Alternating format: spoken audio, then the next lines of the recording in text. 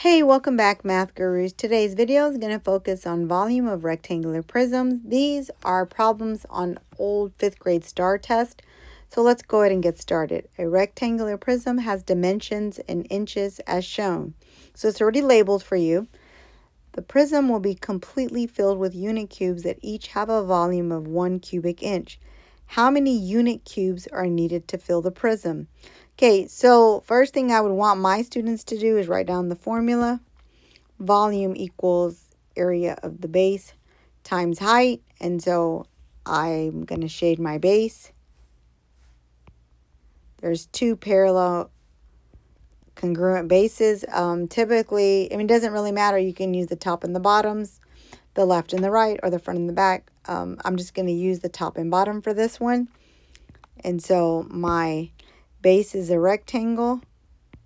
And to find the area of a rectangle is length times width, which in this case is 2 by 4 or 4 by 2, whatever you want to say. And the reason I say whatever you want to say is because if you multiply 2 times 4, it's 8. 4 times 2 is still 8.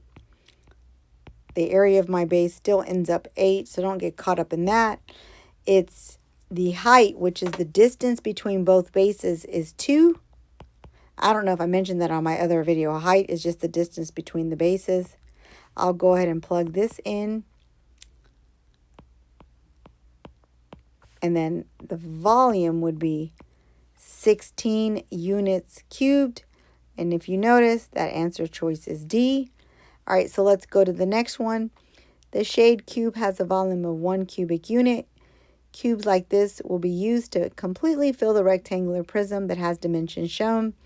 How many of these shaded cubes will be needed to completely fill the rectangular prism? So you can use the formula volume equals area of the base, which is your capital B, or you can use volume equals length times width times height. So in this case, I'm just going to go ahead and use the length times width times height. It'll still work. It's what, at least for 5th grade rectangular prisms. So this one's my base, and so the length and the width is 10 by 8. And then the height, which is the distance between the bases, is 6. So now you would just multiply. You have 80 times 6. 8 times 6 is 48. Add a 0 is 480. And it is not there, so definitely the answer choice would be J. All right, so let's keep going. Here's the final one. I totally recommend you solve this.